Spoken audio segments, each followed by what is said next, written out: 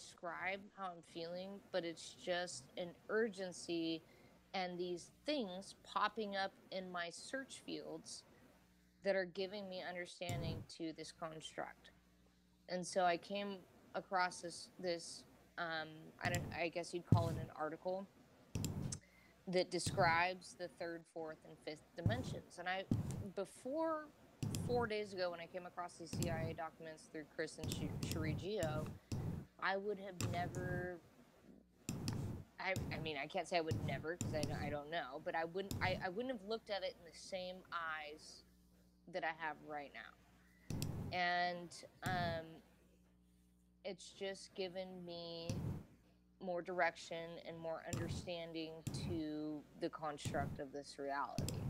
I feel that's what it is. I could have it all wrong, but the way that I feel, which we've been told to not trust our senses, but when you start trusting your senses and you start realizing that your good intuition leads you to good circumstances and higher places, you start trusting those senses. And I've been trusting my senses and following my leads, and they've only led me to a higher understanding of what I am and why I'm here. So that's kind of where I'm at. That's fantastic. I That's encourage super everybody to do exciting. the same. That's awesome. And it's that fear, letting go of that third density fear. I know that they mentioned that as well. Um, Fear being a major element that we have to kind of, it's like walking through a bog of, I don't know, just shit. It's mud and muck, and it's holding you back, and it's weighing you down, and like you just said, a bog, but actually like a fog. You think about walking on an old country road and you're presented with a foggy path. You don't know what's beyond that fog, but you won't know unless you go and you conquer that fog and you start to understand how that fog works, and and and how you can get through it. So there's a fog among us, and there are pollutants that are making that fog harder to navigate. So understanding this construct of reality um, will help you learn how to conquer the pollutants that are clouding your vision and clouding your consciousness from ascending to that higher way of thinking. And like I told you and Horry earlier, and what I'll tell everybody is how I've kind of imagined it and I've been able to describe it is that you are in a room, let's just say you're in a hotel lobby. You've got all these people, all this furniture, all these pillars, these floors, these levels around you that you can see because the lights are on. Turn off all the lights. Turn off all the lights in the world. You can't see a thing. You have all this stuff around you, but you can't see. You can't navigate through it because you don't have the light, the vision to see it at that point in time. So in our 3D reality, we are given a light to see certain things, which we can touch with our senses. We can touch, we can feel, we can taste, we can experience. But there are higher densities and lower densities, which I'll get into. But these higher densities, this enlightenment, you get new light where you can see a different layer of reality, where this 3D world, let's just say we're like this holographic projection where you see like Westworld, where they project this world out on this open table where all these government officials are walking around and controlling. Imagine it like that. We're in this they projected this 3D reality onto this plane, and we're all coexisting, or not coexisting, but we're all existing and we're interacting, we're living our daily lives. But there's other layers, different programs in place that can be layered on that plane. But the way to perceive it through a human consciousness is that it's an energy source, a light, because we can only see light. We can only see when there is light present reflecting through our eyes into our pineal gland. And that perceives it, and it's perception, but we can get into that later. But there's different layers among us that we can't see. And this 3D that we're living in, we're able to transcend our consciousness, and it's coming to a fourth density, a fifth density, basically love and compassion for all. We're able to perceive everyone's thoughts, everyone's emotions, but there is no evil. But in order to transcend to that density, we have to have the right state of mind, body, and soul. And that's where the ancient teachings come into play of meditation, of being at one with the source, being at one with the self, finding worth in yourself, realizing that you could be alone for the rest of your life and it would not matter because you have everything you need to sustain yourself. Being at one with self will bring you to higher densities. And these densities, like I said, act like light layers. There's a whole world around us that we can't see. Some people can see it, right? You hear of these people who see other beings, they interact with people who aren't there. It's because they're able to perceive these higher densities. They just don't know that they're not aware of the densities, so they can't discern. They can't separate and say, oh, you're like a fourth or fifth density the product, and I like, they're not thinking that way. Right. And so the more who start to understand the construct of this reality, which is revealed in those CIA documents, the more that we're able to perceive this third density light that is given to us, and may start to discern the lies and the cover-ups out of this third density to transcend to that fourth density place, that fourth density. Our flesh bags, this is just a way for us to be on this plane of existence. This is our gateway into this third density. You can't exist outside of a flesh bag, right? All life that we see, bugs, animals, humans, have a flesh bag. Well, you can exist out of it. It's just not the natural state. You can't see it. It's in the fourth or fifth density. We can't see those beings. In this third density, you exist in a flesh bag, whether you're a bug, an animal, or a human. You can't interact with other third density beings. Yes, exactly. And I mean, you can, but they have to. Now, if you're both in fourth, you're talking astral projection in that. Yeah, and you can do more things. Forget astral projection for now. We'll touch on that. I'll just drink my beer. But when you're no, interact here. When you're in the third, think of it from our human eyes, our human flesh bags. We can only act with third density beings who are in flesh bag. Like I said, whether that's bug, whether that's or like insect or animal or human, they're catalysts for the consciousness. Yeah, because you can't hear it telepathically, so you have to speak. Yes. You have to draw something. You have to be able to touch somebody, which is why sex comes up in the third density as well. Right. We have this urgency to connect with other beings. But when we bring it back to ourselves, and you realize you have everything you need inside of you to sustain yourself and transcend from this density, that's when the light starts to brighten. Perfect example of that. I've got to share this. I just saw a meme on Facebook today, and it was Keanu Reeves talking about single people are lonely. They said, I'm single and I'm not lonely. I take myself out. I go buy clothes. I take myself to dinner. I'm very comfortable in the company of myself. Yeah. And he is a wonderful example of a human being that is fairly well in the process of transcending. Yeah.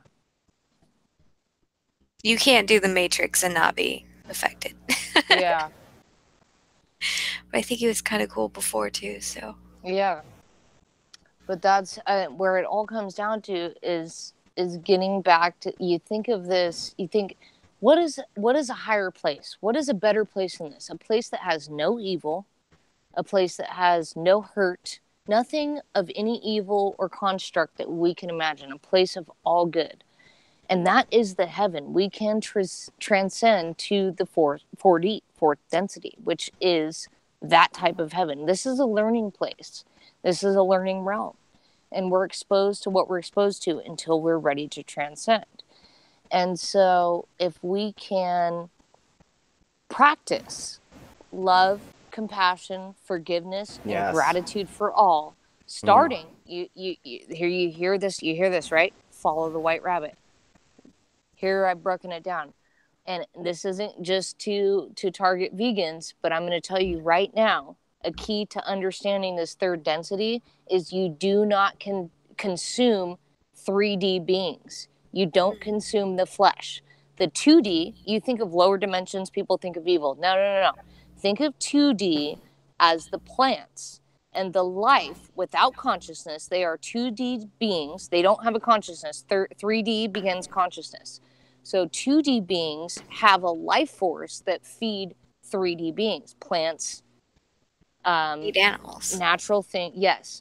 But and 3D beings eat the plants. We're supposed to eat the plants. You follow the white rabbit. What is the white rabbit on every product that people know what that white rabbit is? What is on? It's on every natural product that you can get. It's on products that do not torture animals. It's on products that do not violate animals and exploit animals. They do not exploit humans. They do not exploit life. You follow the white rabbit, which leads you to not consuming 3D products, 3D constructs. You learn to consume 2D products, which are meant and energized to feed 3D life.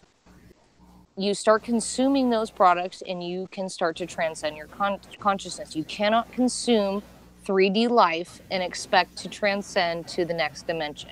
And that's where a lot of people hate on vegans. But a lot of the people hating on vegans are NPCs. They are non-player characters meant to disrupt and deviate our consciousness from the correct path.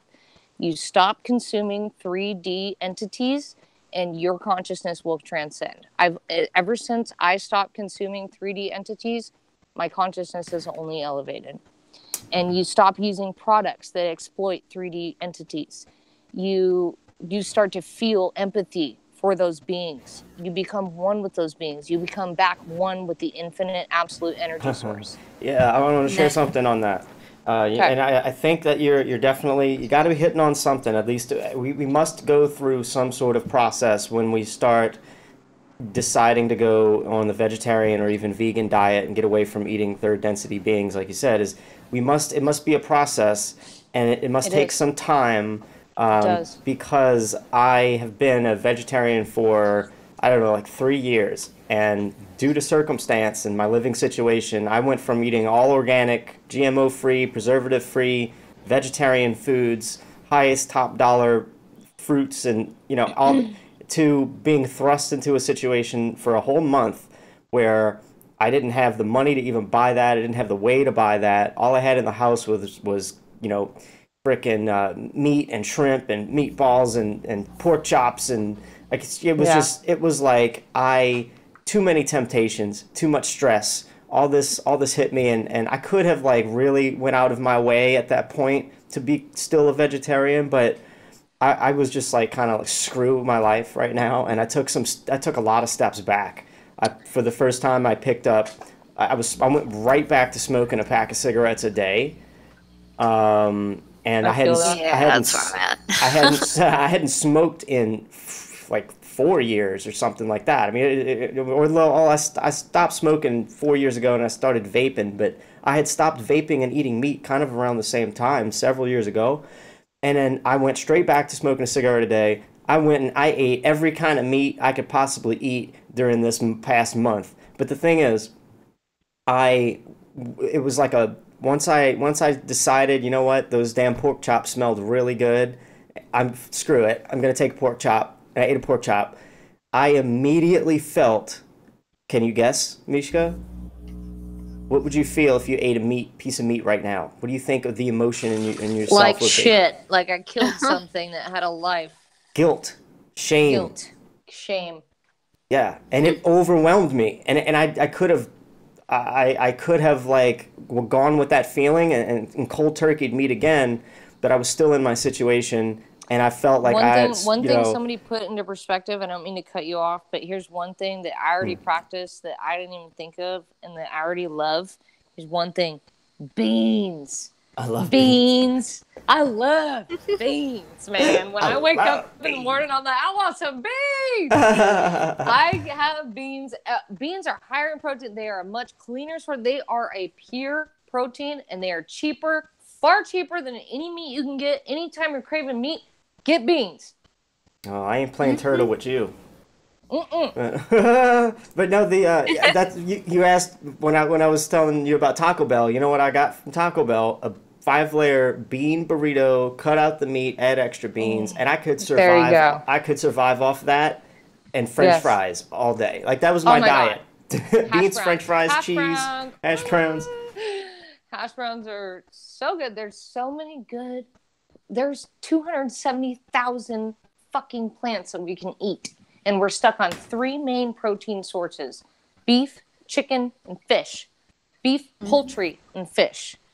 We have 270,000 plants and over 13,000 sources of protein that we can obtain from plants alone. And we are thriving off those plants. We are when you consume flesh, it doesn't kill you right away. That's what people think. Oh, I ate a burger yesterday. I'd die. Okay, well, it just gave you about 40 grams of arterial freaking blockage that you weren't even aware of. And the death will consume, when you consume flesh, it will consume your flesh. And it will consume your spirit. It won't kill you right away. And that's it. We have free will in the manner that we're able to eat what we want. We have a choice.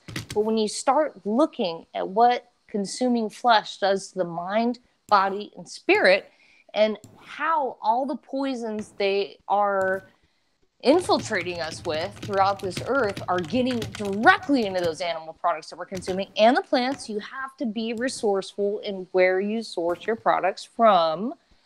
Not trying to sway from that, but the animals are the first thing that are affected because there's 40 billion pigs a year that are slaughtered just to keep up with the demand. That's just pigs. And what are they feeding those pigs? They're feeding those pigs GMO corn and soy, feeding the cows GMO corn and soy. Those are the fields where you see the people in hazmat suits out there spraying the shit and getting rid of all the bugs. That's your direct source to disease. And meat creates a bacteria in our bodies. You cannot get this bacteria unless you consume animal protein. The bacteria literally immediately evolves. If you, let's say a vegan started eating meat for more than 3 to 5 days, that bacteria would literally evolve into a bacteria that produces what's called trimethylamine N oxide. And that trimethylamine N oxide is what literally blocks insulin and immediately clogs our arteries. It's the gateway to heart disease. It's literally the gateway. It's a gateway to cancers, gateway to diseases. Take out all the pollutants. Just animal protein alone causes your body to start producing trimethylamine N oxide. And if you don't believe me, look it up, y'all. When you follow the white rabbit, you realize that compassion for all beings is the direct source to a higher self. You will activate that pineal gland. That's your first way to decalcify that pineal gland. Get rid of the fluoride, too. Yeah, that's... Sean and I talked about fluoride. Mm-hmm. Yes.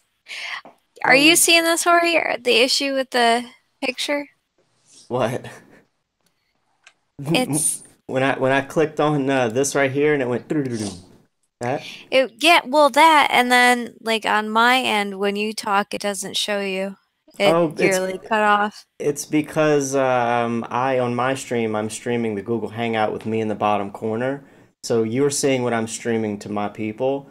I could do this right now and everything would look back normal again. But they can't see you guys talking in the Google Hangout. So, yeah, I might go back and forth. Oh, there's that decapitated Fepe. Oh, we all know him, huh? Thank you. I like to put that in there.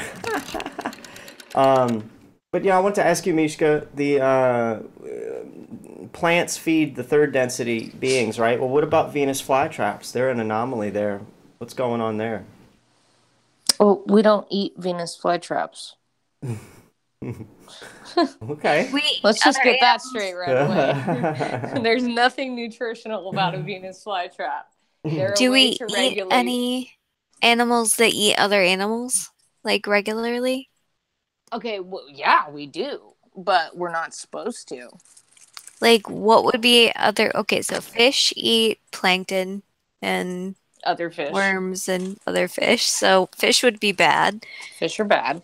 Plus, they're Poultry. infiltrated with mercury and toxins from all the shit we spill into the earth, into the oceans. All the animal agriculture waste that gets pumped into the oceans, the rivers, the waterways, all of our fluoride, all of our pharmaceuticals. They're finding more birth control in the oceans than they've ever found before. So the fish are by far probably the worst thing you can eat. Okay, I want to say this because I want to believe in everything that we're talking about because I believe in karma and I want to stop. I want to get off the meat diet again. If I could cold turkey cigarettes after going a month and smoking a pack a day out of Dude, nowhere. I just quit for like 4 months and I just started smoking again. Don't worry about cigarettes right now. Worry about what you're putting in your body that's like food. Just start with what you can first. Well, Don't overwhelm yourself. okay. Well, here's why I'm saying that I'm trying to figure all this out, and I'm offering just my experience here. This is what I know. I went on the meat diet again a month ago. Ate all kinds of meat, every freaking meat. I ate shrimp, ribeye, salmon, all kinds of stuff. If I was gonna break my diet, screw it. I'm gonna break the hell out of my diet because I'm gonna go back off of it in a month. And I wanted to see in a way how it would affect me. Well, the first thing I did when I moved to Caroline's and I fell asleep in my studio here with my bedding that I made, and I had the first out of body, not just out of body, but fully conscious out of body experience that I've had in a long time. But I had been so toxic with cigarettes and nicotine and I'm sure fluoride and chlorine because I was drinking bottled water instead of distilled water. So I had so much toxins in me, and including all the meat. I had a fully conscious out of body experience the first time in a long, long, long time. And I'm thinking that I'm trying to rid myself of all these toxins and stuff to have such experiences more on the regular. Totally blew my mind. The only thing I think that made that happen, and it has to have nothing to do with the toxins I had in me, but the fact that I quit smoking pot. I hadn't had pot in like a long time. Well, you look at the ancient Native American or even the current Native Americans, tobacco is one of the ways to access the higher realms. And so I don't discredit tobacco at all. But maybe you have certain things in your genetic makeup or your consciousness that these other or this higher intelligence is trying to convey or communicate with you. Doesn't necessarily mean that meat is going to inhibit your ability to access those realms. It just means that it's the way I see it is that when you have that ultimate understanding, the compassion for all beings, that's your entryway into that higher dimension. Doesn't mean that you won't be exposed to it in the meantime. They're trying to tell you something. Open your awareness because you're worthy of it. You have the light in you to see it. You just have to practice the right ways of your current 3D consciousness to activate it. So that's kind of where I'm at. I ate meat my entire life. I'm still where I'm at right now. Even though I ate meat my entire life, I was still guided on the right path because ultimately I knew that I would get to where I need to be. And now the ways that I'm practicing, I've realized have opened up a lot more truth to me since I've been practicing this way. So I don't think that eating meat is going to inhibit your ability to gain access to these. I think that you already have that ability within you. but to access, from what I've learned, and I could be wrong, but from what I've been researching, the ancients or the masters, the current masters of these higher realms, they do practice without consuming 3D flesh. You look at the Buddhist monks, you look at the yogis, you look at all these masters, they do not consume the flesh. But there are indigo children. We're meant to spread truth. We're meant to enlighten others. And we're still going to be involved in this 3D construct, but we've been manipulated. Hold on. There you go. Kill it. Kill it. Hold on. Beat it. So no, we're still part of this 3D construct. So they have to work within the rules of this realm. They're still going to influence us in ways and open our eyes in ways that can accelerate us to higher dimensions. But we're still part of this 3D construct, but which we have to break free from. It's breaking free from the matrix. Either Caroline's home or someone's breaking in. Uh-oh. They're breaking into the matrix. Check, make sure she doesn't need help. How big is your order? That's okay. I hear the crinkling bag. That's Taco Bell in there. All right. Oh my God.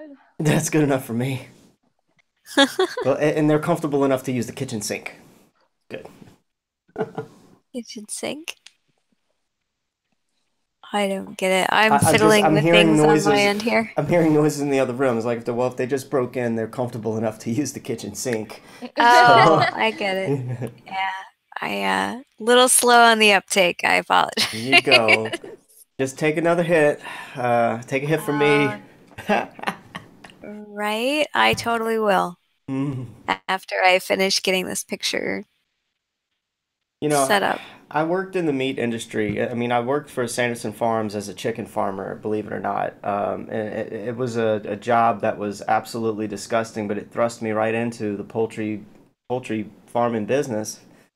And the amount of crap we would feed these chickens. Okay, first of all, we would get them, day one, they would be no bigger than this computer mouse I'm holding in my hand. Little chicks, little yellow chicks. Some of them would be green, some of them would be sort of purple, some of them would be just different colored, pink.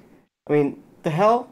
They were injecting a couple of these chickens with whatever the hell they're injecting them with to turn them different freaking colors. No lie. Some of them would have 2 heads. Some of them would have 3 legs, 4 legs. Dude, I've seen it. I already know. Some of them would have completely turned backwards heads. I mean, whatever. I guess some of that's normal. But the pink and purple and green and blue looking little chicks, like, what the hell are they doing? And anyway, that's what people are consuming. That's what people are consuming. These genetically modified beings. Yeah. We're not supposed to consume. We have everything we need. Yeah, so I was, part of our job was to fill up their water supply. We'd have a big 7-gallon bucket and this little tube that went into it, and this thing would suck out some of that water and disperse it throughout that whole chicken house. And we had a bucket in each one. And these things are 100 yards long and about half a football field wide.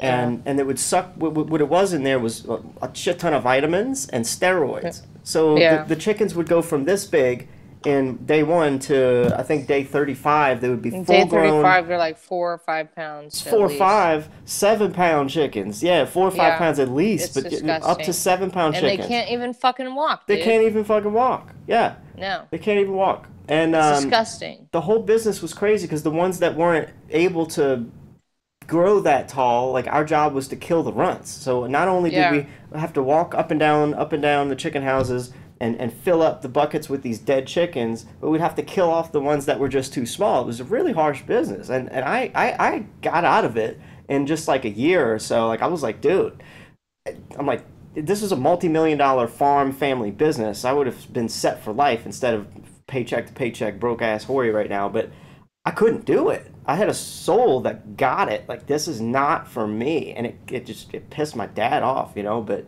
I had to stop doing that business. But we're feeding them so much steroids and crap and garbage. Listen to this.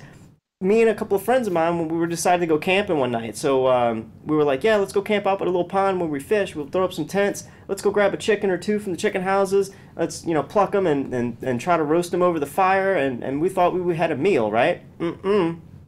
We all got sick as dogs eating Fuck. that chicken. Why? Well, we found out why.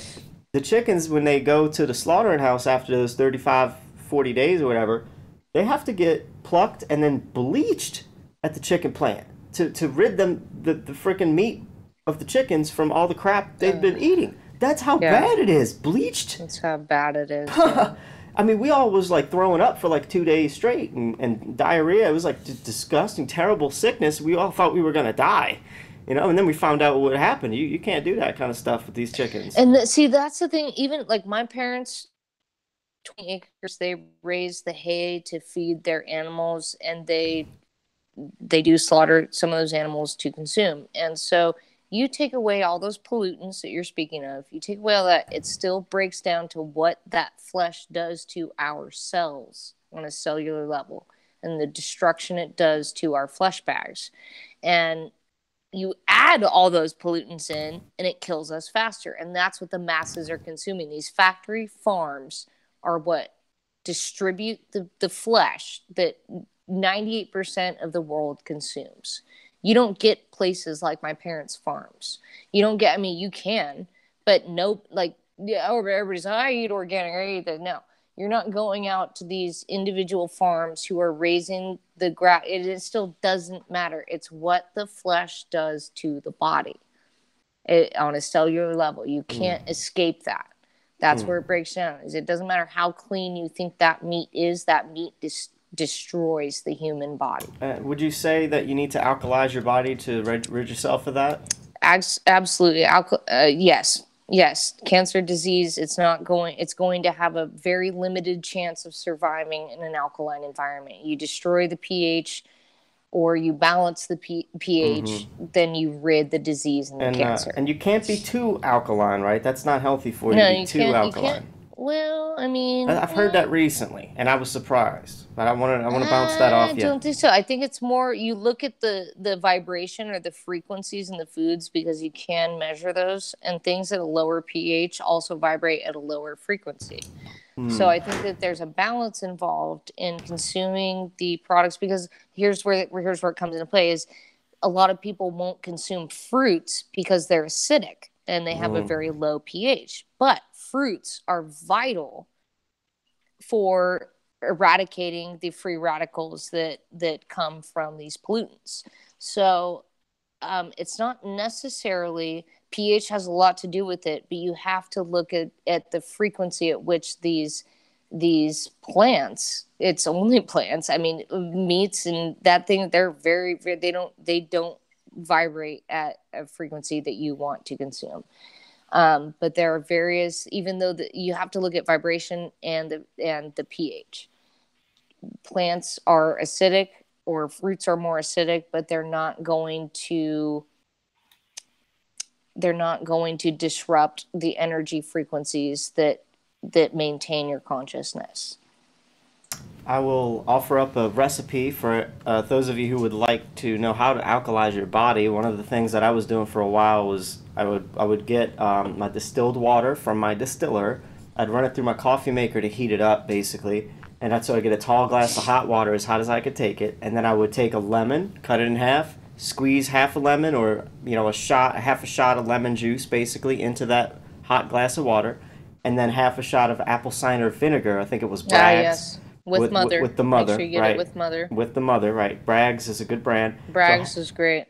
Half a shot of lemon juice, half a shot of apple cider vinegar, Bragg's with the Mother, and then I would season it with cinnamon and honey to make it taste and not like a little crap. extra boost. You can add sliced ginger. Let it marinate in that hot water. Oh, okay. Some people even do cayenne pepper in it. Cayenne pepper's great. Right. So make you a drink like that. Drink a tall glass of water right in the morning. Now, it will kind of get your metabolism going, but at the same time, I think it does dehydrate you a little. So don't hesitate to drink water after that too. Keep yourself a little more water hydrated. Is key. Yeah. But do that every day, and you just won't get sick, man. I haven't gotten sick in a long time. The only time I got sick in the past 4 years is when I drank too much, and I think everybody knew that night that I drank on my stream, and I was offline for a day, and everybody started the rumor that I was in the hospital. Send in the SWAT team. Dude, I'd done that to myself 3 times. I would, I'd drink so much, I'd wake up the next morning, and I'd feel fine, but then I would just be puking the whole day, like dry heaving. So, yeah, I've done it to myself. But when I was alkalizing my body consistently, I would watch people around me get sick. And I'd be like, well, shit, I'm just going to get my drink and make me a drink every day. If y'all are getting sick, I know what to do. And it's a combination between that and kombucha. We used to grow our own kombucha in the house. And I have no problem eating those thick little scobies. I don't know if y'all know what kombucha and scobies are.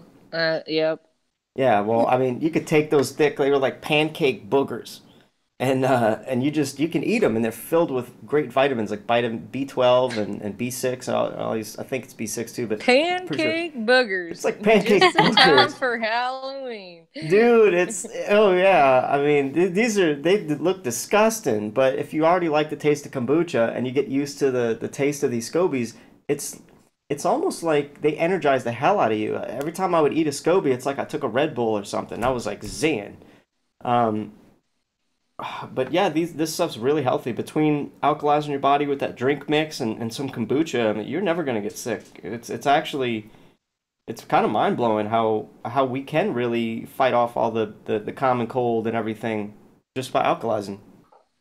It is. Sorry. What? Don't be sorry. I just totally was fiddling with the image on YouTube. What are you doing with the image? I made it prettier. I added the chakras. I have a nifty little image. I grabbed I hope you don't mind. They probably should have asked. I grabbed your dude that reminds me of the Space Invaders, but it's actually the Horry sheet. Oh, you grabbed something of mine? I don't see it though. I want to see it. Where's it at? The red guy, you gotta go to the YouTube channel. I'm on your Seana Collins YouTube, but I still see the old thumbnail for the live stream we're doing. Oh, it shouldn't. It should be showing that with the my live stream is showing it. I've got maybe it'll our take a names up second. at the top too. Yeah, but kombucha, pancake boogers, sounds lovely.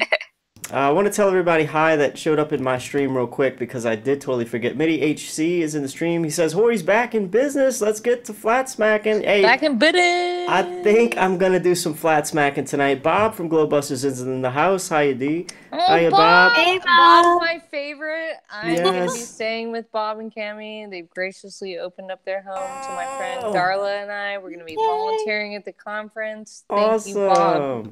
And you know what? Big amount of love and positive energy to Bob and Cammie. They lost their wonder dog today. Oh, yeah. I'm so sorry. Lots of love and light to Bob and Cammie and the Nodell family.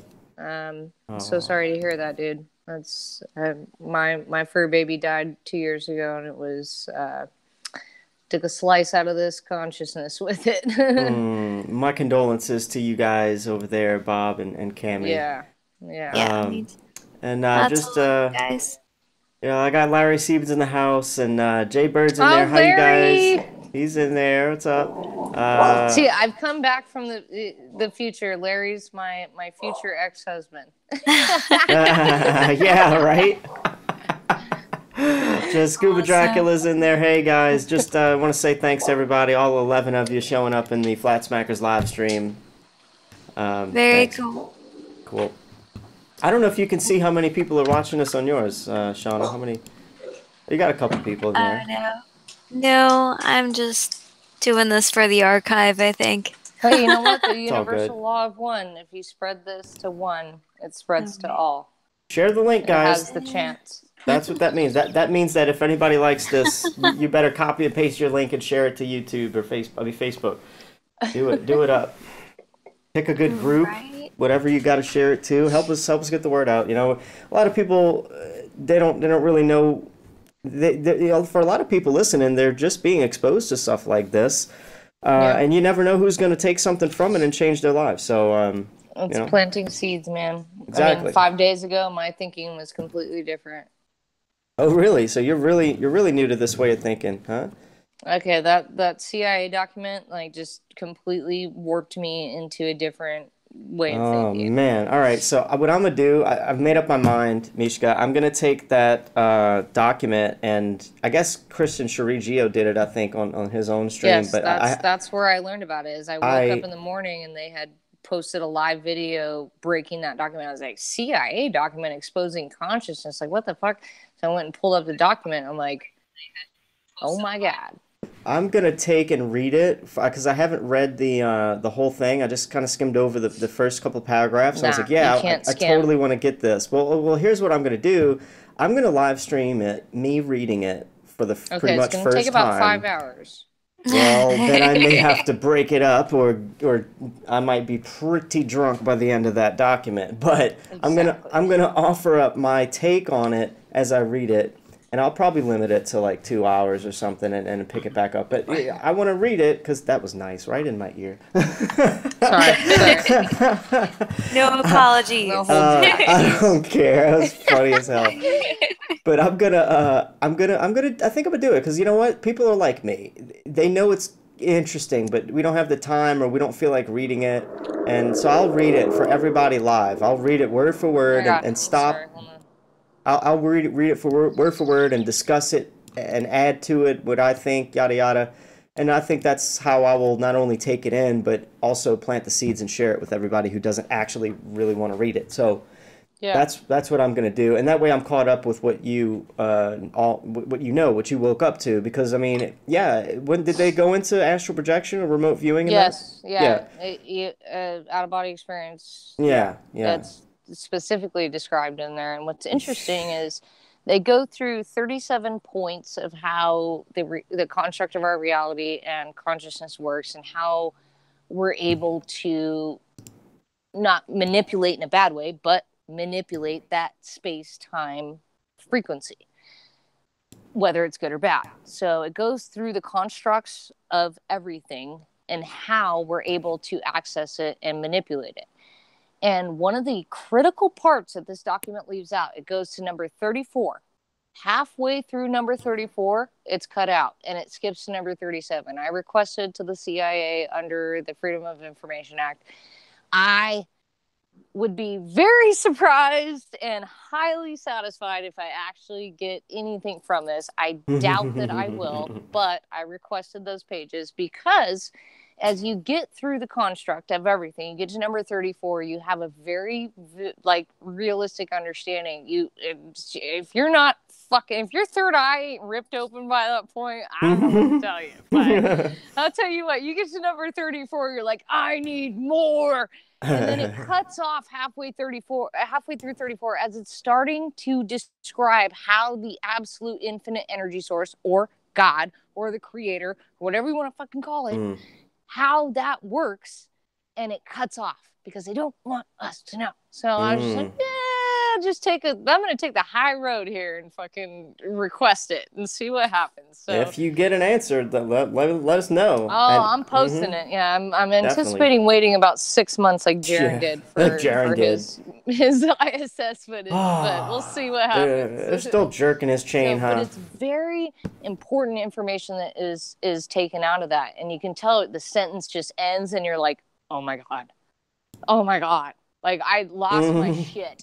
And I was like, I gotta find out more. And that's what motivated me to look further into these densities and this construct that is described and confirmed in these documents. Wow.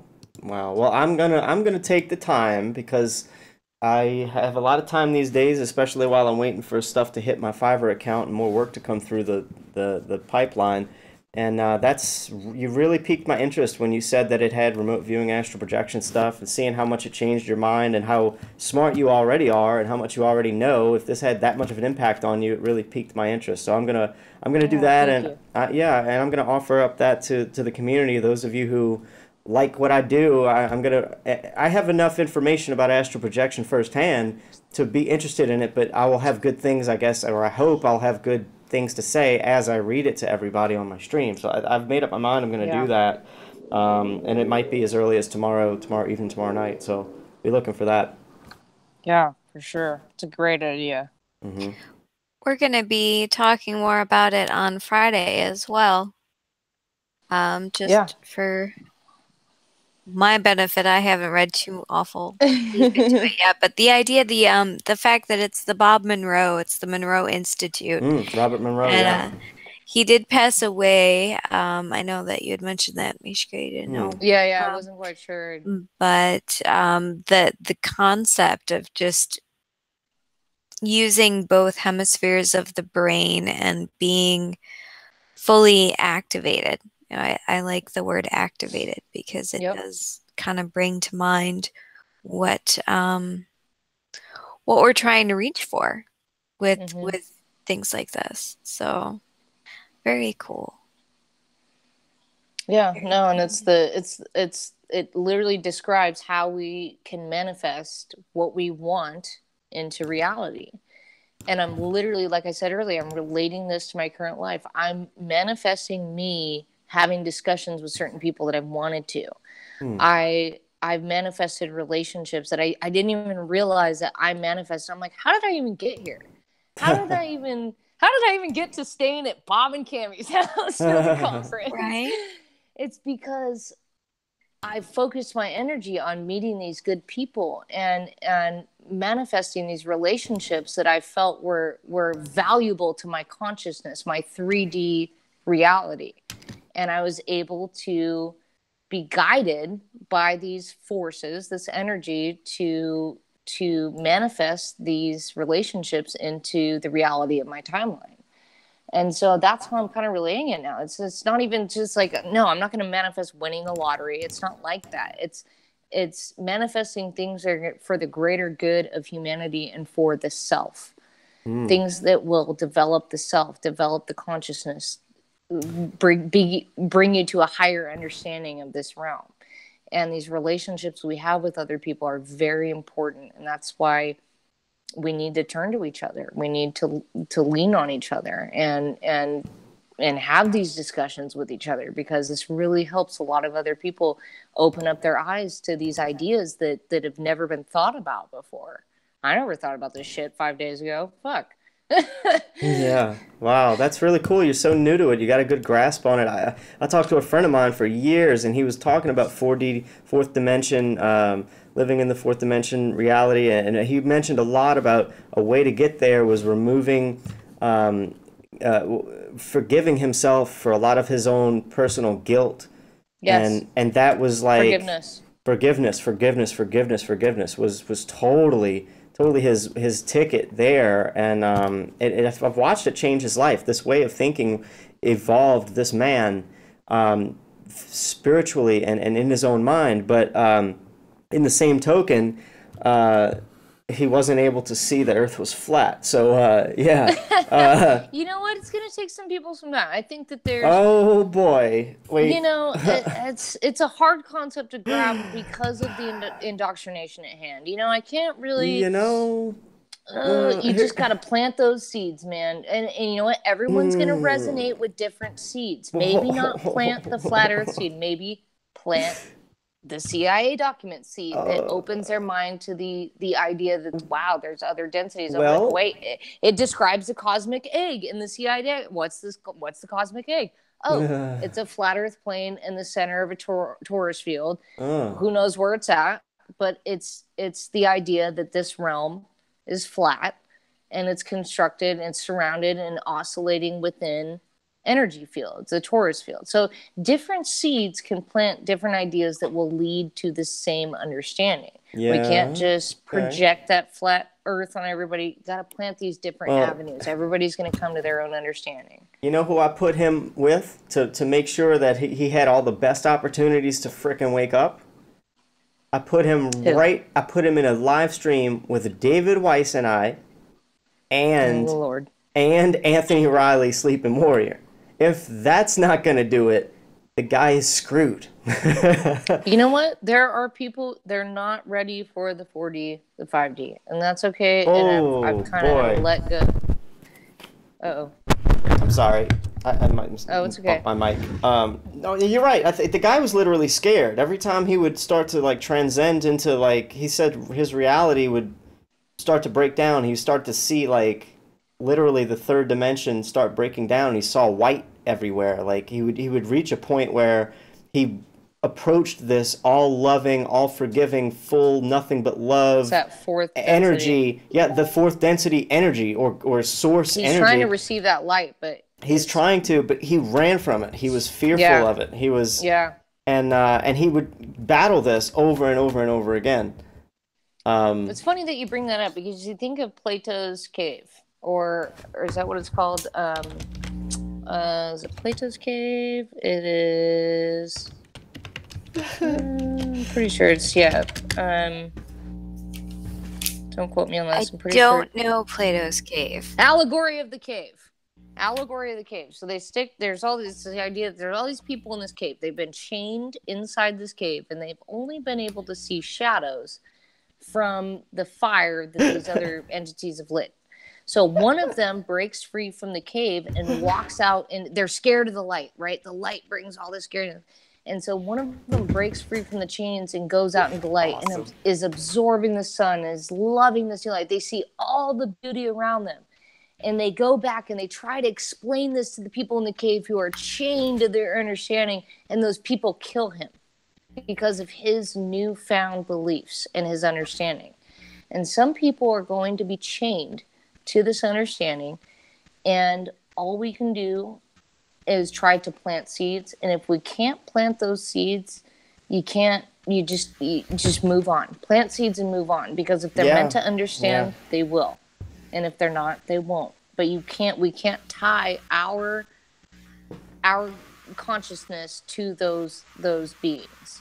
You know, we're indigo children. We're meant to plant seeds. We're light bearers. We bring the light. We bring this newfound way of thinking, and whether it wants to be received or not, it will by some, and that's what's important. One is better than none, and one will spread to all. Hell yeah. Go ahead, Seana. Oh no, that was just a hell yeah. Hell yeah. This guy was an extremely intelligent guy, a very, very well-researched guy. And every time I'd talk to him, I'd be like, what you been up to, bro? And he was like, oh, man, just researching, man, growing, researching, learning, reading, and all the time. And I was like, send him the CIA document. I could. I mean, we're not like... Just out of the blue, he's going to be like, wow, I haven't talked to Horry in so long. Like, what's this document he sent me? And he's going to be like, holy smokes. We pretty much ended our relationship because I was like, dude, I can't sit here and be in a friendship where I don't have any globe of friends. But never stop trying. Never stop trying. Well, you know what? Never stop planting those seeds. Skype hits me up. I don't know where. I didn't even know Skype did this. And now I can't even think of a good enough reason why Skype ever would do this. But Skype says, hey, Horry, why don't you send Daryl a message? You haven't talked to him in a while. Did it really? Yes, recently? It did. Yeah. They have like... Then you should definitely send him the document. 2 days ago. I'm going to do it now. I'm going to do it because you guys told me to. The universe gives it to you, but we're made to discredit these senses. I'm telling you, when the universe sends you something your way, react to it. Send them seeds. Plant those seeds. Like when Caroline asked me if I wanted a beer and it was 7-Eleven, so I had to say yes. It's 5 o'clock somewhere. Say yes all the time. Shit. No, I mean these gosh, what do you think about the synchronicities of the universe? Synchronicity is all around us. There's sacred geometry everywhere. We have the flower of life within everything around us. All plant matter and organic beings, including our DNA, have the construct of the flower of life. Everything around us that is not man-made. And this sacred geometry also coincides with numerology, which also has a special the binary system that governs this matrix construct has meaning. So when you start seeing things like you mentioned the other day, which I didn't bring up, Horry, 11 and 33 is a big example. I wanted to reject it right away, but about 2 weeks ago, maybe 3 weeks ago, I was like, okay, I'm seeing the 11-11 thing. Like all of a sudden I look at my phone, it's 11. My friend's mom's constantly posting, oh no, I'm seeing it. And I constantly look at my phone, 33%. Look at as 33 all around me. And then I start looking into the numerology of 11 and 33. and then how it ties in with sacred geometry. And it's just more confirmation that my consciousness is on the right path. Yeah, on the right path. I'm going to tell you do the same thing. There are no coincidences. There is sacred geometry. Wow, sorry. Oh. Sacred geometry. Oh. There is numerology that governs everything that we see. We don't see it physically, and we're physically attached to that physical connection. But when you start looking at the binary systems that govern everything, it starts to make more sense. I'm going to tell you right now, I was looking to see how many people watching my live stream, and I saw there was 11 people watching the live stream, and I looked over to the left to see how long we've been streaming, and it was like 54 minutes and 33 seconds. So there was the 33 and the 11 right there. See, right there. And it only had a second to display that 33 because it went right to 34. Damn. So I was like, that's why I laughed. I'm like, dude, I mean, but Meeshka, all freaking day long, I see the 11s now. I mean, like 5 times a day. Look into that. Look into those numbers. They're meaning. They're trying to speak to you, saying, "Wake up your consciousness." It's telling me I'm on my path. Is that not only that, but pay attention to what's going on around you and how you check in with yourself when you see that. That's kind of imperative too, to know where you're at and what's going on, and actually to be present. Be aware when you stand up from a sitting position. Yeah. What are you thinking about at that time? Like you said, what is going on in your life? What are you thinking about at that time? All of a sudden, that's confirmation. Yes, when you start to see those numbers and then you think about what you're thinking about, you're going to realize that you're thinking about the right things. And then you're going to start to think about those things more, which are going to manifest these good things more and more in your life. Yeah. You have to pay attention to these things, these universal signs that are feeding you knowledge. It's telling you confirmation. Yes, pay attention to yourself. Yourself knows what's best. Trust your senses. Interesting. Mm-hmm. I know that we are more than flesh body prisons. I have been down that road. I have done the astral projection, the energy healing, the going through a wall and spying on people 4 different times. I've seen into the future. I know that we can transcend the timeline a bit here as well. We will. I mean, it's things that I've done sort of by accident for the most part, but right. But let's roll into astral projection. Let's get into that realm. Well, it's a reality. It's a real thing, and people need to understand that I haven't done it yet. I'm going to start practicing to try to achieve that. It's a higher level thing, but some people have natural abilities to do it, like Horry. No, I won't say I have the natural ability like I can do it every night. It's hard for me, and I don't. You've done it, which is the universe telling you that you have this power and you're meant to use it in a good way that's beneficial for human consciousness. It's like, to me, you are like this floating sign, like, ah. And you need to exercise these powers. You know what? I have CRS syndrome. Can't remember shit. Yes, exactly.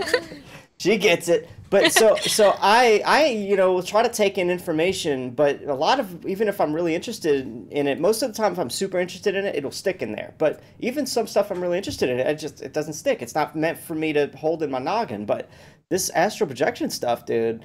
It's because your higher self already has this knowledge, so it's rejecting this crap that you've already heard, and you already have a higher understanding of it, which is why you're able to achieve it, which is why you're able to do it. It's your higher self speaking to you, saying, hey, learn this, understand it, learn how to harness it, and learn how to use it for good, because it needs to come into play now. This is the Great Awakening. You have a purpose, and you need to exercise that.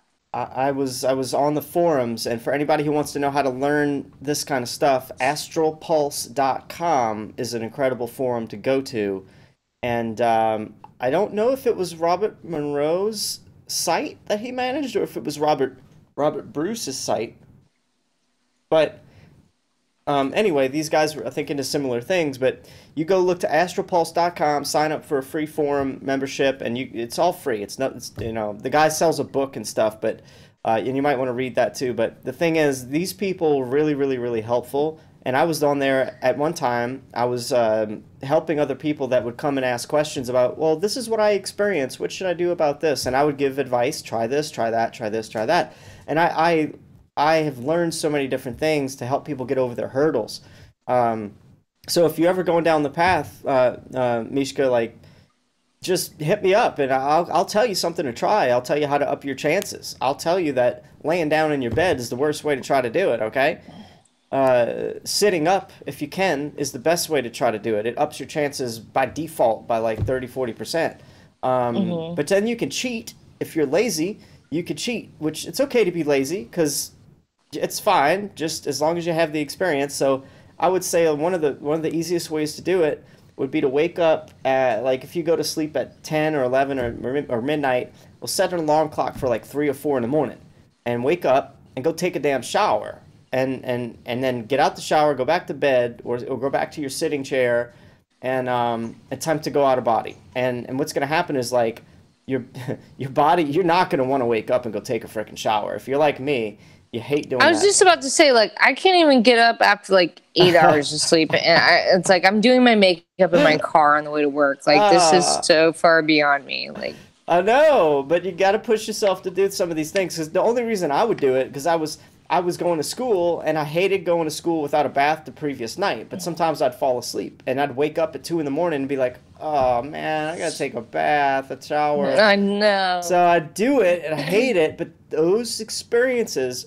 brought on more out-of-body experiences in my own house than ever. So I learned that was just going to up my chances. So well, that makes sense though, because you're waking up your body a little bit by the sensation of the shower, but you're also relaxing and bringing your consciousness up from that level of sleep. So no, that makes perfect sense that you would take a shower and then actually go to a seated position with that intention of moving up. Yeah. It was totally my body was totally ready to go back to sleep. My mind was just woke up by the shower and refreshed, and the combo is all you need. Your body's still ready to go back to sleep. So as soon as you hit the bed, it's like, oh, thank God. And your mind is like, what do I do now? And your body's going to fall asleep before your mind. That's what happens. Exactly, that's what happens.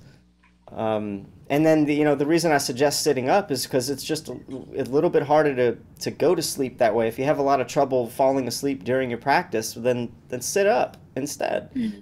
And there's a lot of things that you can really do to up your chances, or have a random out-of-body experiences, or just set your alarm clock for 3 in the morning, 3:10, 3:20, 3:30, 3:40. You just wake your ass up every 10 minutes. You're bound to have an out-of-body experience one of those times if you just keep, or you just keep hitting snooze, just keep hitting snooze and go back to practice again. Hit snooze when it breaks you up, go back to practice again. Just do it like on a day where you don't have to work the next day, but you might have 10 different attempts and one of them's going to frickin' work. One day it's going to work. If you really, really have trouble doing it, do the lazy man's way. That's one of the other lazy man techniques, besides waking up to take a shower. Or some people say wake up and go get a glass of water, just something to wake you up in the middle of the night and go back to bed to try it. It'll up your chances. Totally. Yeah. But I went down that journey of trying to figure out if it was just in my head, if it was just a dream or not. And it took several experiences for me to believe in it. Even though the first 2 were good enough, I still had a lot of trouble believing it, until I almost had the cops called on me by somebody. So, yeah, I was like, okay, well, this shit must be real at that point. The thing about going out of body is you kind of have to have an agreed upon goal. Yeah. And if you're going to try to prove the fact that you've gone out, see, some people have found that they put a card on the end of the table and it does not match the one that they see in their mind. This guy's done that. That's what almost. Hey, I tell you, that's what almost made me stop. It was really, really, really demotivating. It made me upset. I was going and I was having out-of-body experiences, and that was my goal. And I'd go look at that damn card that wouldn't work. And I'd wake myself right back up, and I would be all excited. I'd run to the card at 2 in the morning, and I'd be like, what the hell? So, See, no. I have a friend that has some versions of of her like out of mind stuff, be it, you know, prophetic dreams or astral projection, it can be a 180-degree turn from what's actually there.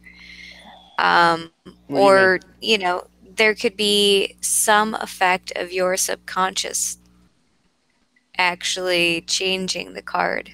Oh yes, that's it. You said it, nail on the head. That's what happens.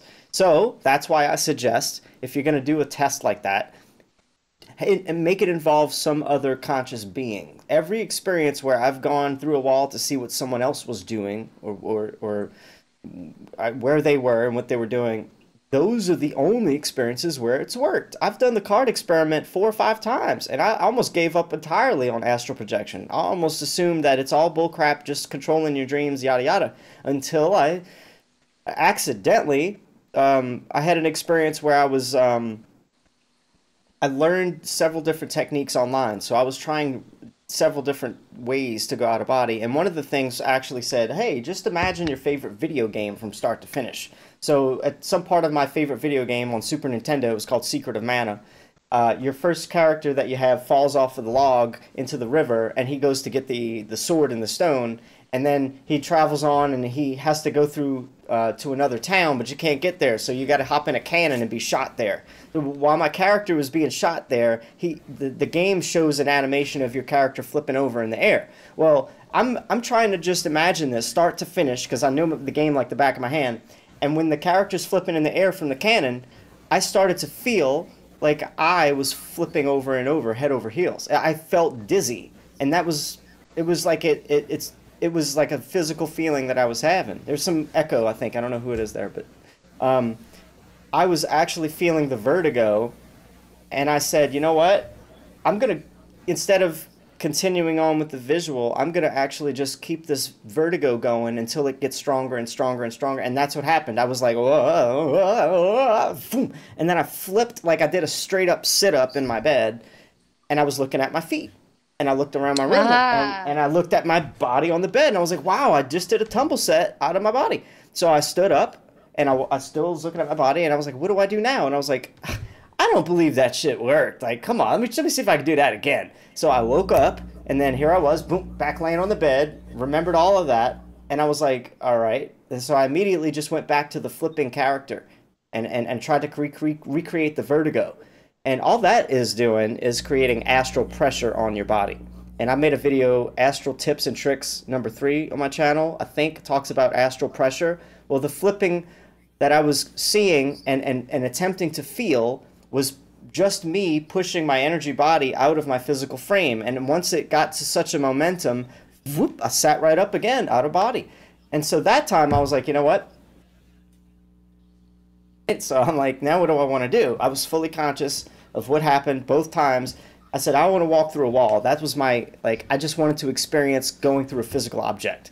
Well, little did I know my dad was in the other room watching TV in his room, so I pushed through the wall, and you know what it felt like? It felt like one of those old CRT monitors, those big boxy monitors. When you turn them on, they have the static on the TV, on the front, you know, and so it felt real staticky. And so I went, it felt solid. So I was like, what the hell am I going to do with this? It feels solid.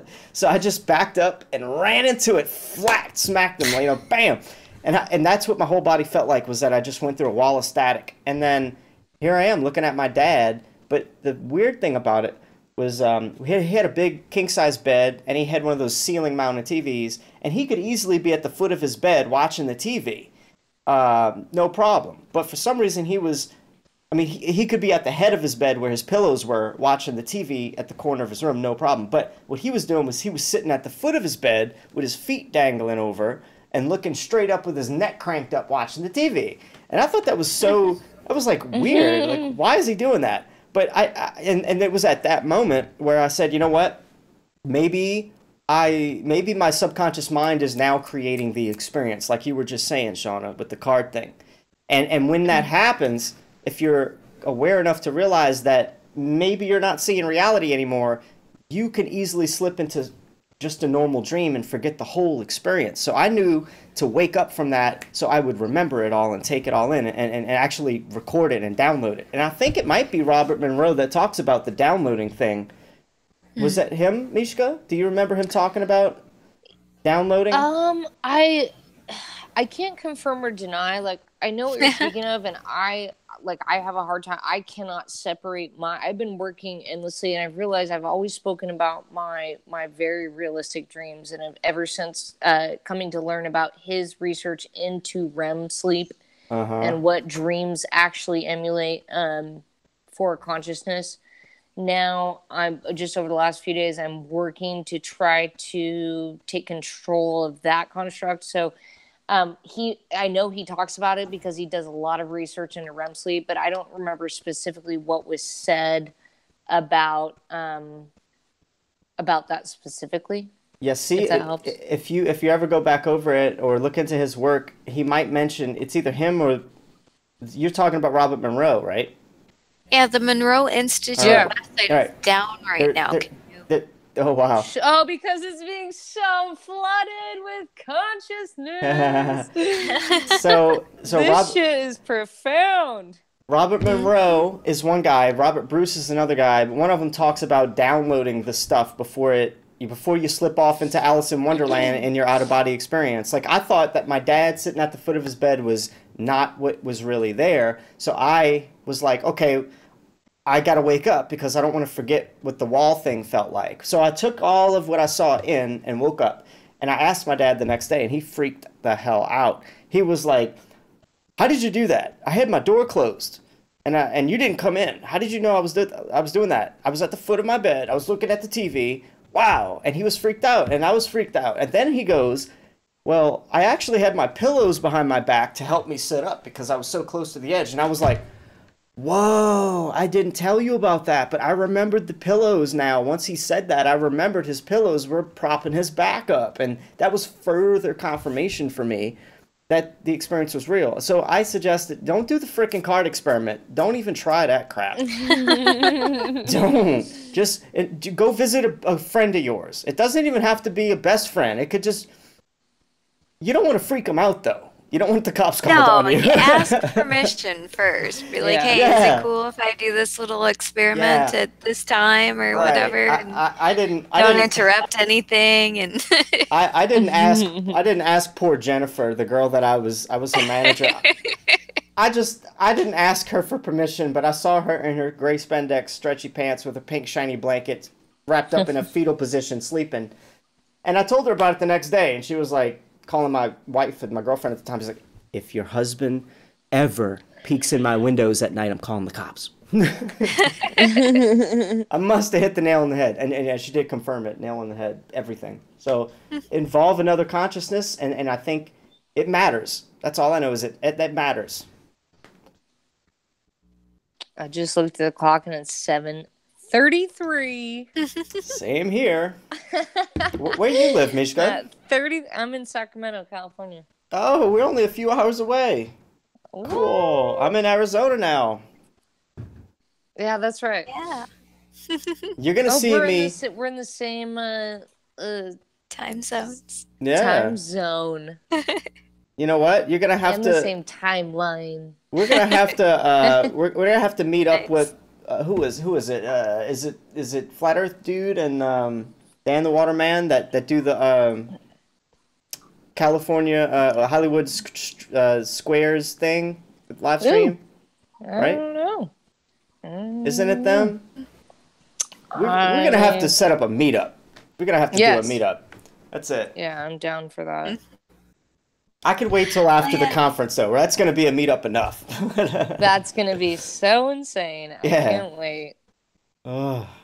Yeah. But for those listening in the California, Arizona area, meetups will be happening. Yes. Yep. Absolutely. Yep. So, question about astral, because we were talking about... There's Dan the Waterman in the chat. Lights. Sorry to cut you off. Go ahead. Huh? Oh, no. Hey, Dan. So with the higher dimensions or higher densities and more lights, I guess, is the thing that we're searching for. And if you think about it, we only see such a small amount of the spectrum. Mm-hmm. It's so weak that there's got to be so much more going on. And I wonder if, Horry, if you've had any experiences where you've seen other dimensional things, like we were talking about earlier. Like beings or constructs, anything. Yes. Yeah. I just that was so cute. I just don't understand what the hell it was, and I don't want to scare anybody. No, it's fine. That's what it is. Like people, like they need to look into these different densities, because this is it makes so much sense when we've been deviated from this mainstream science narrative, which is justified absolutely, because we have to think. They're half-truths. There's always discernment involved in everything we do, but there are half-truths. You have to find the full truth. So I think that the things that you may have seen, which only you know of, a lot of other people can correlate with. They've had those same experiences. So the only way to share that is by talking about it. Well, I'll tell you about it, but I also leave the fear behind, because remember, fear is a construct of this third density. Bam! We have to overcome this fear. We have to speak about it.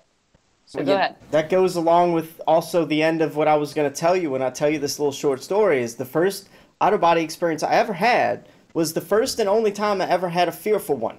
So here it is. I was doing what I was told by my friend, whom I thought he was crazy when he told me he could go out of body. So I did what he was telling me to do, and it worked, but it took 7 days. Well, but during the course of the 7 days, I was falling asleep every time I tried it, and on the 7th night, I got really mad because I felt like I was going to fall asleep again. So out of pure anger, I think I said like a prayer or something in my head. I was like, listen, God, the universe, if this is some experience that I for some reason need to have, then you better let me have it now, or screw it, I'm never doing it again. And all of a sudden, I mean, it was just like that. All of a sudden, I had a feeling overcame me, like a static feeling, and then all of a sudden it was like my eyes opened, but they weren't where my head was, they were where my nipples were. So I was like seeing through my chest. And I was just like the viewpoint, and I'm looking at my feet. It was a different orientation of vision, and then the thing was, there was a big frickin' it was the size of a beach ball, okay, and it was hovering over my feet at the foot of my bed, about 4.5 feet above me, and it was silver, and it was spiky, and it was like a silvery, spiky ball of something, and these little tiny black balls were being drawn into it. It was like it was sucking black shit into it, and also I was then moving towards it very, very slowly. But the creepier part about all of this was my knuckles, my elbows, my kneecaps, my back, my spine, my neck, everything that would bend normally this way was bending the opposite way. And it didn't hurt, it just felt, you know, it was creepy. It was like all my joints were bending the opposite way as I was being sucked into this ball. I couldn't move, I couldn't speak, I couldn't wake up, I couldn't do jack shizzle. I was just freaking out as hard as I could, freaking out about it. And all of a sudden, I managed to break free, and then bam, I woke up in my bed, drenched in sweat. My whole body was pins and needles tingling everywhere. And what do normal people say about that experience? They'd probably be like, I'm never doing that again. But me, I was like, hell yeah, I'm gonna do that shit again. Dude, that's badass. That's why I have not had a bad experience again, because I grabbed my kahunas, my astral kahunas. You know what's crazy? And they ain't gonna fuck with me no more, right? Okay, so that ball you saw, I gotta ask, did it in any way, and it doesn't have to, I just want to know, and this will lead me to my next, or just stop me now, was the ball did it represent like a soccer ball type shaped thing in any way? It was the shape of either a large, it was like a beach ball shape. It was just bigger than a soccer ball. But are you asking if it had the black and white checkered square stuff? Not black and white checkered squares. Did it have openings that let other balls or black things out of it, or blue things that actually deflected black things. It was doing something, Michelle. It was doing something. It was a beach ball size thing, and it had a bunch of spikes everywhere, like the frickin' Sputnik satellite kind of thing. Okay. And it was drawing these tiny black balls into it, like it was sucking energy from from the surroundings, or yes, yeah, from the surroundings. So there anywhere has in been particular? there. I don't know. You've got the blue avion guidance, dude. Oh, great! What the hell does No, that mean? that's great. There's an energetic barrier that has been protecting light bearers or even this world for a long time, and it's showing you that power because there's whatever you want to call them, archons, reptilians, Dracos, these entities of the other dimensions that are trying to infiltrate our consciousness and lead us astray. And that is literally the universe showing you there. I could get way deep into this, but there is that's that it's like a meditation ball that is protecting this realm. Wow. And that's showing you all these black forces that are being sucked into it, these Dracos, these archons, these evil entities, and it's deflecting those away from your consciousness. That was showing its protection to you. Like these things were probably trying to leech off of me, but that sucker was there sucking it in like an air purifier. It is. Well, I you know what? I didn't feel like that thing was evil. I just was Here's what it is, I was Horry. scared of the feeling that my body felt like. It was Because a creepy. it was deflecting that evil. They've learned how to piggyback off our consciousness to try to ascend to these higher densities. They attach themselves to our consciousness to try to ascend to these higher densities. They cannot go, but they suck out our energy and they basically convert it into, or they tried to convert it. But when you've got compassion, forgiveness, gratitude, love on your side, which you are radiating, it's showing that you are deflecting that. Like that's in its pure form showing your power deflecting these evil energies away from you. That's like profound. Wow. That's crazy, man. I don't know enough about it. All I know is that after that experience, when I was not fearful, I did not stay in a place of fear. I never had that experience again. Every other experience thereafter in the astral, nothing screws with me. So, Yeah. A lot of it has to do if you're into it. I've always assumed that you would have an experience like that where you're gonna experience something that's gonna scare you if you project with anger. You have to or face project your with demons. Fear. Well, I faced something and I was like, yeah, I'm gonna do that again. You know, like. You were able to reflect it. You've got the power. You've got the power of the cosmos. Whether people want to think of space, you've got the power. For real, like we all do. Like it's the universe trying to tell you, like you are made for so much more. And, like don't forget that you have that power within you. You just need to learn how to channel it and radiate it in a way. And you're doing that. You're making these videos. You're talking to people. You are getting that information out there. It's a confirmation that you're on the right path. I've had advice for several people in their life that were on this out-of-body travel journey, and they would get stuck, and I would say, hey, try this, and they would come back and say, dude, thank you so much, that worked. I had my first OBE. So I have like something in me I'm like a walking encyclopedia on shit to try if you're trying to go out of body. So like don't hesitate to reach out, especially if you get to a point where I'm doing this and I experience this, but then nothing else happens. What should I do? And I might have an answer to, hey, try this, try that, try this. Yeah. You got a slew of videos too. My 3 videos really hit a lot of nails on the head, but I need to elaborate on some things. I just don't know exactly what people know or need to know. So, right. Yeah. I would say don't really worry about what they know or don't know. Take them to the unknown.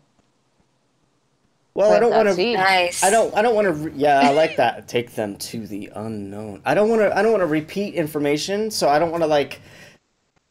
I guess I should just do live streams where I just kind of repeat my stories and my how-tos and then You because never other know people, when it's going to reach someone. a new it's person, okay. right? A new Just person. say that. Like, I've touched on this in this video. Reference that video. Then that'll open. They'll go look at that video too because they'll want a further understanding of it. Like, I think of Globebusters when they do that too. We've touched on this before, or other channels too. Like, it's okay to touch on the same subject because when it's so profound and it needs resonance, you have to fucking radiate that. Like, it's okay to repeat. Not only that, but the way that you explain it may be different, may actually tap into something that somebody else can relate to. We all come to further understandings of things, and sometimes we can describe things later better than we did previously, Yeah. I just want to pause for a minute and say hi again to everybody in the chat. MIDI-HC, Globebuster's still in there. Damn, Bob hanging out. He's hanging out. Damn. Hug Cammy for us. Yes. We'll big be doing hug. that Whole soon. family hug right now. I'm gonna remote view you guys. And hug you. So gonna give a hug out to the universe. Big hug. MIDI-HC says, you better hit up Dan Rez. What you got, Horry? What's he talking about? I don't know what he's talking about. Daniel Reza. He's a good guy. Okay. And then I was talking to him earlier. And then GM CDXX in the house says, what up? What's going on? Cammy says, hi, everyone, says Bob. Cammy! Hi, Cammy! Yay! Big hugs. Like, the universe is hugging you guys right now. Seriously. I feel it. This big old I do too. arm It around tingles. me, It tingles like this big old velvety arm around me. Oh, this happy moon just hugging everyone. Got this big old smile. On the moon. I can't wait to meet Bob and Cammy. I said, guys, this is what I want to do when I get to the conference. One of the things that I want to do is take a selfie next to Bob and Robbie. Because you need like a selfie stick because Bob is like 100 feet tall. He's Nephilim for sure. I'm confirmed. like, I'm 5'3", and Bob is big, and Robbie's really tall as well. Robbie's like absolute Nephilim. It's 100%. Like, it's gonna be an epic selfie. So Bob, I'm telling you right now, me and you and Robbie already knows. We can make like a taper, like a gradient. It'll be like Seana and then me, and Horry, and then Bob, and like Jaren. Who's taller, Jaren or Bob? They're both pretty. Jaren's tall too. I'm telling you, giants exist. Giants exist. You'll see the proof in the pudding real soon.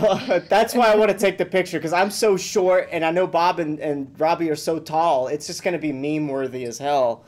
I think it's me, Carly Sunshine, and like Erie Landerkey standing next to Robbie, and we're all like just 5 feet shorter. Yeah, like his elbows. Yeah. Bob says Robbie makes me look like a midget. So if Robbie makes Bob look like a midget, that's even better because I'm gonna be like mini me. Yeah. I am fun sized. Yeah. Bob says. Let me say. Go ahead. That we mentioned this on Thursday, but we're doing a kind of letter writing brigade. So if you have index cards, bring them to the conference, put your address on it and share so that you can join the letter writing brigade. Oh, here's a challenge. Maybe David Weiss could make a bunch of flat earth postcards. I actually have a stamp that is a postcard. I'm not even kidding. I'm bringing it with me. I need a stamp pad, though. Yeah, I can bring an ink pad. Multicolored. And a whole bunch of index cards. It'll be pretty. Can decorate it. Oh, heck yeah. I'm so juiced. Yeah. Zulu got magnets and stickers. Yeah. I am so getting a magnet. I got back magnets, too, so I can put it on, like, my lab coat. Hell yeah. That'll be bad. I see Horry swatting his mouse fly. I didn't know if anybody was going to catch that. I do too, but I don't know why it's showing up on mine. That's weird. Oh, it's on the Hangout. I see. I was all kinds of confused. I was just being an ass. I still don't see you, and I I don't know why yours is the one that's showing on here. Now I'm in the Tesla with the Death Star and some space bubbles going by. You see that now? Yep. I'm good. Oh, man. Gosh, that's so funny. Wait till Caroline gets in here. I'm going to flat smack at some point, and I'm going to have a passenger in the back that's going to help think tank for me when it comes to spreading some flat earth truth. It's coming now that I got the studio set up. You know, it's just been a couple of days I had it set up. I've already done Robbie's commercial and another couple of orders on Fiverr, so I know, like, I'm ready to go, man. Now it's just a matter of time. We're going to be right back to flat smack and chat roulette. I can't wait for this. It's coming. Yeah. I know, that was so funny when you both got in the Tesla. I was like dying. Like, we're basically sitting on a bar stool. Like, this does not sound pleasing. I mean, this little piano bench is like this wide. So we have to like bunch up next to each other and be like, it's so funny. Well, it isn't a very big front seat. It is a Tesla. It is. It is, yeah. I guess if we're going to have more than two, then I have to get the... like you said, the limo. Make it a limo. It's either gonna have to be I'm gonna have to extend the Tesla. I don't know how I'm gonna. You have to one up Elon and make it a limo. I thought I was just gonna ask D Marble to take a picture of his van, and so I cut out the windows, and I'll have people in the front seat and people in the back too. Oh yeah, there you go. It would work too. It might work. I gotta see. But yeah, I'm gonna change up the background of the space car thing here, and I'm gonna have D Marble's van come by. Charm Fear wants to come floating by. Alex, the conspiracy music guru guy, Flat Earth Man, you know, he's gonna, he's awesome. He's already sent me green screen videos that I could use to make him fly by and look crazy funny. Oh hell yeah! I'm gonna stick he's got some good stuff. I'm gonna stick Judith's ridiculous ass back there with some sex swings going by. I got something for her ass. For giving me that stupid strike. Yeah. Yeah, I'm gonna make fun of her, but I might put. I'm gonna have fun with that. But yeah, I'm gonna change the background. So if anybody wants to be in the background, you got to be doing something good for Flat Earth, like you two or Alex or anybody. I'll stick you in the background if you want. You just got to email me. I got Alicia Kate. She's an awesome person. She drew up some fan art for me, so I'm gonna have some of her fan art pictures she drew up coming through the background. Also, she hooked me up with a guy named Wes Blaze. Oh yeah, Wes Blaze. He's got some real legit stuff. Yeah, he's doing a music video, and Alicia Kate said, "Hey, he's looking for people to be in his music video. Why don't you get in the Tesla and make a little thing for him?" So me and him were talking last night. He's so excited. I got him a video of me in the Tesla holding up a beer, saying what he wanted me to say. I just picture you like as your blue person in your main Facebook that no one knows about, but I can't see the name of. But like, my god! Did you see that? Did you see that little video that I'm dancing and? It's like the best ever. I'm gonna show you the full version of that video. You're gonna laugh your little butt off. Dude, I like that. I thought it was like a troll account. I'm like, dude, did someone literally just find this video footage of Horry and like they're mocking him? And then it's like, no, it's my account. I'm like, oh my god, this is gold. It's about 1.5 minutes long, and it's a real song, but I stuck myself in there to goof off because it's such a ridiculous song. But that video is only 7 seconds long, right? The little profile video? Yeah. I'm going to show you the real one. You're going to laugh your ass off. Oh, the raw uncut. Yeah, you're going to laugh. It is ridiculously freaking stupid. It was one of the first goofy things I ever did with my green screen to be funny, so you can imagine how much more... It's like a kid in a candy shop. It's an empty canvas. Like the possibilities are endless. I'm just more fascinated that that was the creative part of the consciousness that came out. Was this funny little blue man? I know. I died. I'm a professional goofball. Yeah, it was great. I was like, oh my god, I can't wait to hug Horry. I know, right? I can't wait to hug you. You're such an awesome person, too. I love your brain, Meeshka. You're like on the road to all the shit that I've been tapping into, but it's been too lazy to elaborate on. So that's why I wanted to get in on here to see what you guys are saying, so I can we're pick all your brain of the puzzle. Yeah, exactly. The more we communicate, the more it resonates. It's just the law of sound physics. Right. Right. Yeah, but unfortunately, on that note, I'm gonna have to go. Yeah, it's a good time to end it. I guess some work It is to do. good. I got a burrito getting cold in there. Oh, Right. a burrito. All right. Well, everyone, just concentrate on good thoughts. Love. Just forgive people. Love yourselves. Learn yourself. Learn the construct. Research those CIA documents. Yep. I'm gonna do like I said, everybody. If you want to know what she's talking about with the CIA document, it's gonna be either tomorrow or the next day. I'm gonna do a live stream to fill my own brain in on the info, and I'm gonna read it out word for word. So if you don't want to read it and you want to hear my take on it based on personal experiences, what I've heard before, whatever, I'm gonna read it, and it might take, I don't know, like if it's 5 hours long, Meeshka, it might be a couple of streams, but I'm gonna start on it soon enough. So check it out, guys. Take it in pieces. But thanks everybody, Meeshka, Seana, it has been fun. Love to do this. Let's do it again another time. Thank you guys. Love you both. Love you too. All right, Much you guys love, have y'all. a good night. Peace out. Bye-bye. Peace. Peace.